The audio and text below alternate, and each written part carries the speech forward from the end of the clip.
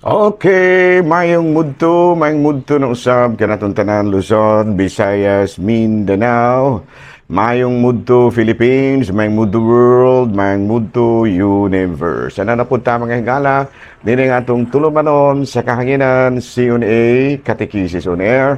O ako lang gihapon kini inyong ubos nga alagad, Brando Padre, Edwin Academia Akab. Abay no, kumusta na magkanong pulding? Ay, okay na kayo ko pa dahil. Sa may okay na mo. Ay, okay na kaya ako ang ginhawa. Maubaw, mo rin may kagating hak gamay. Ay, gadi ka kung galakaw pa dahil. Dali ko kay programa na ba lagi.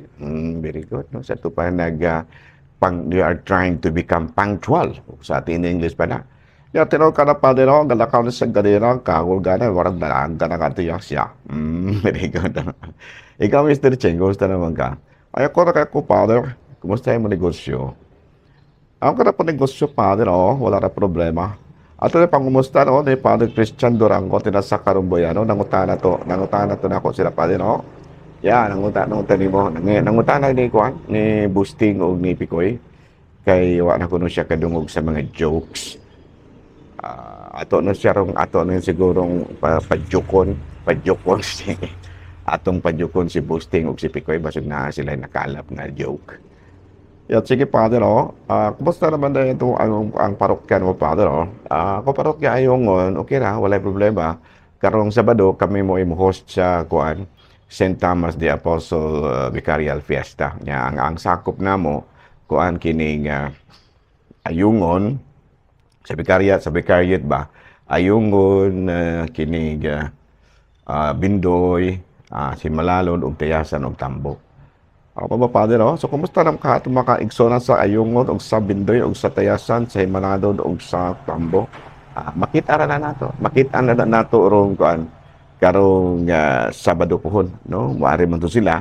Doon na yung mga presentations, no? Ang gani ang Tayasan, dili ra sila mo present, pero kuan ko no ilaha, magpa-raffle sa sila, no? Sila mo handle sa kining raffle draw, no? Present na, no? Masad na siya ngayon nga nga pangking nga doon na po in charge para na no aron na medyo po dili kay bugatan ang kwan ang host parish no kay doon na mo in charge po kabahin sa pagparapos ano padayon ta mga igala kumusta na diyan talahurong obispo Bishop Polito B. Cortez may mundo kanimo bishop ang atong station manager si Father Rama Ata ang ako po mga partners din ha, sa DYWC of course ang ako ang contact din ha no ang akong contact person si Inday kining Pritchie Umbak, no? Pag yun na mausog ning kuanan ni ang apelyido ni si Inday Pritchie Umbak, no? Sa dagay resulta ni. Napugay usa din nga murat paghihapon gyud, no? Wala pa ta kainom og kining gitawag og sabaw, no? Wala pa ta kahigop og sabaw, no? Si gauyog mo ning alam. Si kini ang atong igsuon din na si Elmer Manigsaka, no? Dugay ra gyud kong nahulat nga imbitaron kog Elmer mangan higala, no? Nga manghigop tabag init nga sabaw. Pero wa pa gyud, sige lang. Okay ra na mer.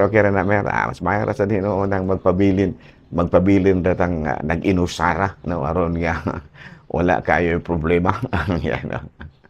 Doon na ginailhan dahil hingala nga pangidaro nag 30 anyos maestra niya layo man gud ang iyahang kanang kuan ang iyang assignment no na-assign siya sa banban nya kada adlaw nga gauli murag wala pa in taon wala pa masudli ang iyang sabakan no kay batud pa niya sige ra kuno kataktak kay gasige siya motor.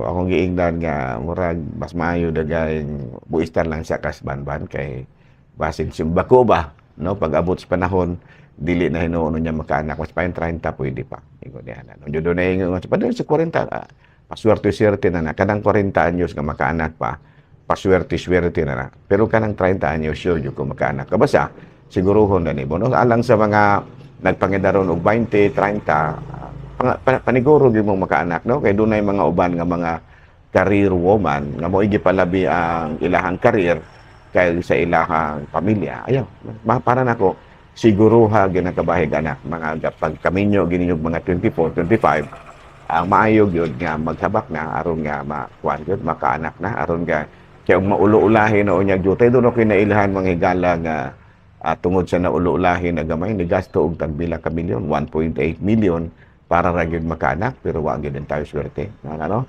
Gailan ng mga 40 maglisod na. So ano muna nga akong tambag lang yun sa mga bagong magtiayon. Ayaw gyud ninyong ipaulo-ulahin ang kabahin o panganak. Mas maayo nga unahon gid na bahala na nang unsa pa na din na siguruhon gid nato, no? Siguruhon gid nato ni kay maulahin o yang tanan, makagasto niya mo 1.8 million, di pagid gyapon ka anak. Mas maayo man tong wala rin milyon kaysa yun dali ra kayo, no? So, tanawa ng mga kini unsa na? Kini bang mga nag unsa ka naning mga ka sana ano basta kay na daghang ing mga anak mahigala, no? Kana mga makililimos pindaghang anak, no? Mga badyaw pindaghang anak, no? Unay swerte pobre sila sa kwarta pero dato sa anak. Doon na po yung uban nga dato sa kwarta pero wapoy anak. Saan man na ito, no? So, muna nga, akong tambag lang alang sa mga bagong magtiayon. Siguruha ginang anak. No? Bahala na nang ipaulo-ulahi ng ubang kabahay. Siguruha ginang anak. Kaya maabot sa panahon niya nga medyo hubas na ang suba. Nawate mahimon. Alala? May munto ka na itong tanan, mga igala, kumusta naman mo? Wala may ubo, walay sipon, walay hilanat, walay sakit tiyan, apan, naginhawa pa. Basta, Mr. Ching, no? Yung tinawag ka na father, no? Siguraduhom yung anak at para sigurado na ang atong pamilya, pagkahuman, napaningkamot na rin para sa atong mga anak pa. Very good, no? So, rin kita mga igala sa ato ang saint of the day. Kasi ba atong saint of the day karon pa din? Ay, ang atong saint of the day karon, sigun diri sa atong listahan mao si Saint Mary Magdalene. Oh, by the way, kini si Saint Mary Magdalene mo ni siya ang patron saint sa contemplative life, mga converts, mga globe makers, mga hairdressers, mga penitent sinners, mga people ridiculed for their piety, perfumeries, pharmacists, and sexual temptation, tanners, and women. Oy, kada si Mary Magdalene mo din siya patron saint sa mga kababainan.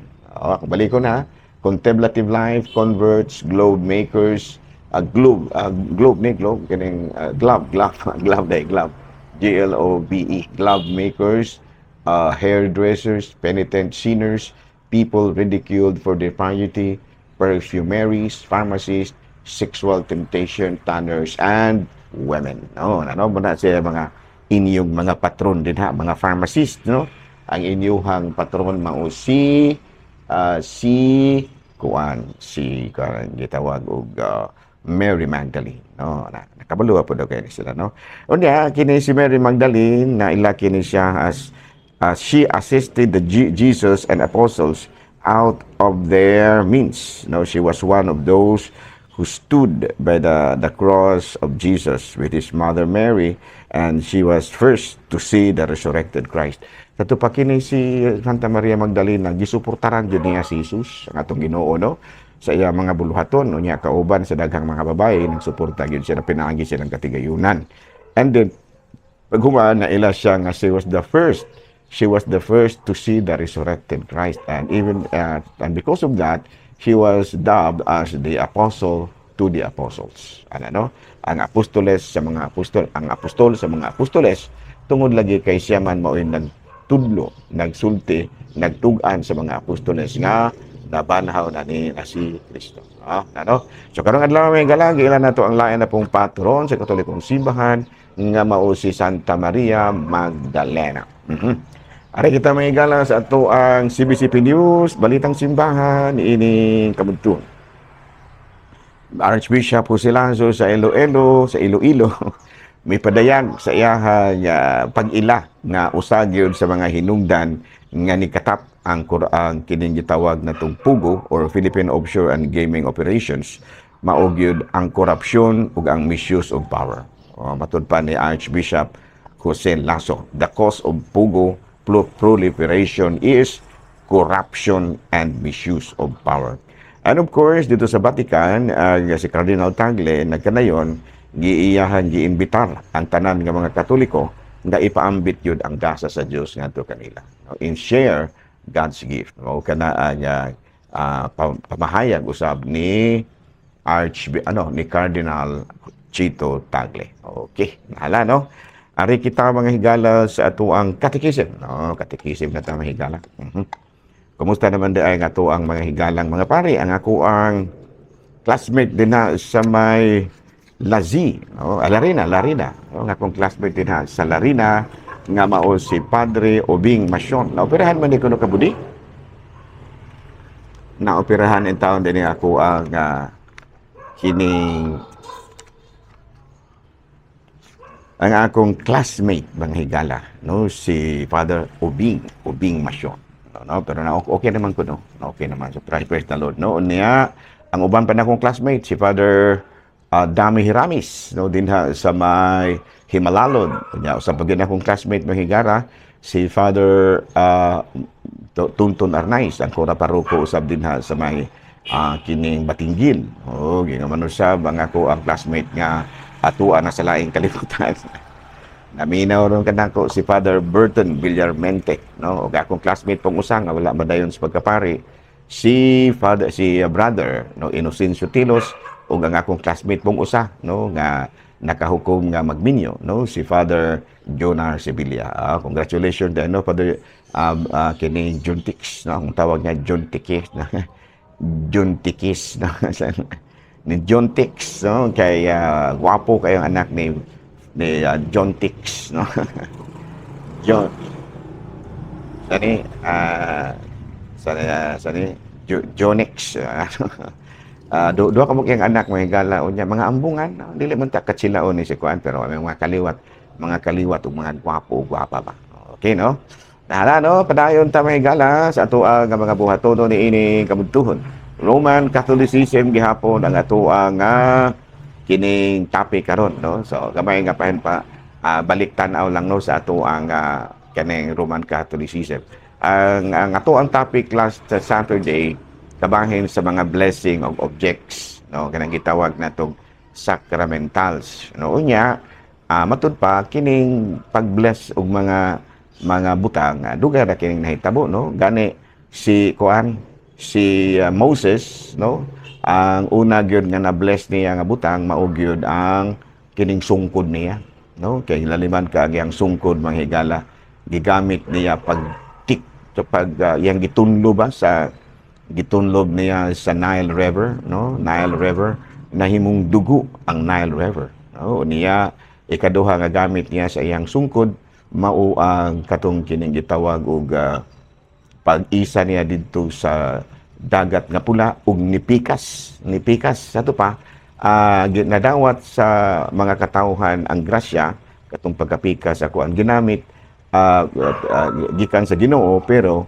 ginamit ang kuan kining tungkod, no, kining sungkod, di ba nga sungkod lagi no, tungkod, no, ni Moses, no. Mao gyapon sa ato ang mga butang kining nablisingan, no, nakadawat kita grasya pinaagi sa mga butang nga gipanalanginan, no. Kay napanalanginan man lagi tong sungkod ni Moses, no.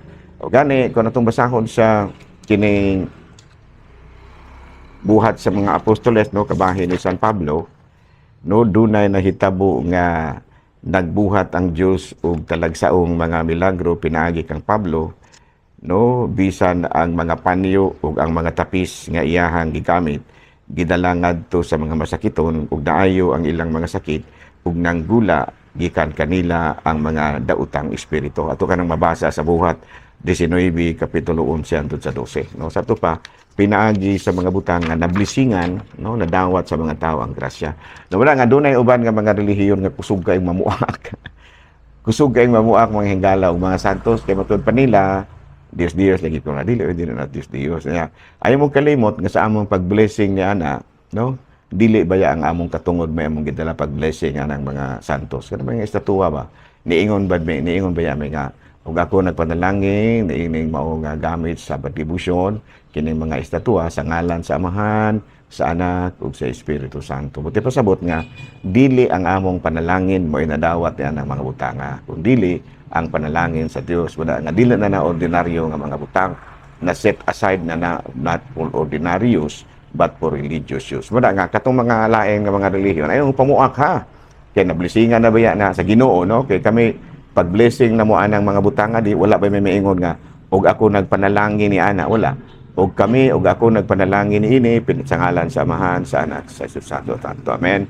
O muna no nga ayaw kayo mo kumpiyansa nga mamuak-muak mo kay makagamba na. Klaro?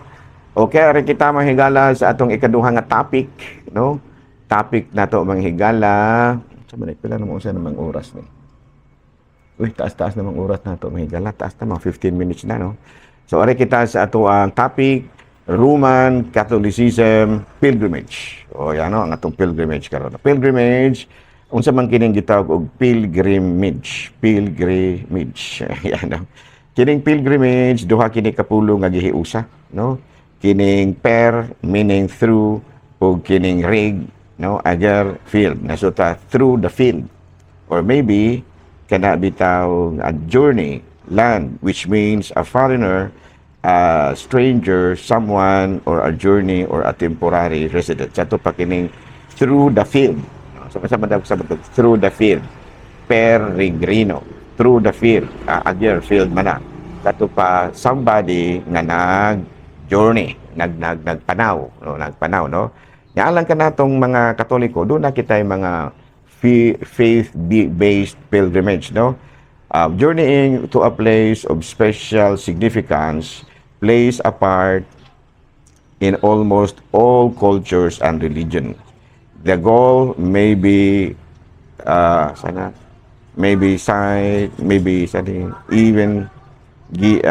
goal may be sight given prominence by particular events, the shrine of a saint, of other significant figure, or a remarkable geographical feature. Pilgrimage is motivated by religious belief, is still very much alive in the 21st century. Sa ato pa, kini daing pag-pilgrimage, mao ang first nga meaning ha sa pilgrimage nga ginanadaa sa pagtuo, diha gyud sa matud pa panaw paingon sa mga lugar nga adunay religious significance. No kana batang mga shrine ug mga santos, Mama Mary, ug uban pa no may mga gitawag na tog remarkable geographical feature. No muna nga kanang ang pilgrimage di ay matawag nato kini og panaw sa pagtuo. No panaw sa pagtuo pilgrimage kay nganuman ang hinungdan ngano nga ni panaw ka paingon sa usa ka religious shrine or a particular site, no nga dunay remarkable feature, mao man ang pagtuo o pagsalig sa Dios. Muna nga matawag nato kining pilgrimage, sabi ni Saya pa ni panaw sa pagtuo, pilgrimage. No niya usually kanang sa pagpanaw sa pagtuo kining pilgrimage, nahitabo kini binagsa, no? Journeying along or alone or group. Unya moabot ka sa usa ka destinasyon, unya didto ma-encounter nimo, ma-experience nimo ang matud pa feeling nga naabot ka sa usa ka lugar nga balaan ug busa medyo na renew, no, na reinvigorated ang imong pagtuo. Pero ba kanang moadto ka sa Holy Land ba nga makita nimo ang mga religious sites didto, na dito gilansang si Kristo sa krus, diin siya gibunalan, diin siya natawo, diin siya ginubong, murag matod pa ma-reinvigorated or mulambo pagbalik ang imong pagtuo. Muna siya ay kanang gitawag na to rason, no, pagpalambo sa pagtuo, no, kanang bitang mag-pilgrimage ka. Nya plus pag yun nga mura pud ka og masabtan pud nimo ang imong pagtuo, no, kay doon na po yung mga tawag na to historical learning, no, ang historical learning sa imuhang pagka-Kristiyano. Abi no, dinhi na lang usa kita kuto mahingal na balikan natin atong topic ugma. Ang atong topic ugma kabahin sa pilgrimage. Daghang salamat ug maayong budto Pilipinas.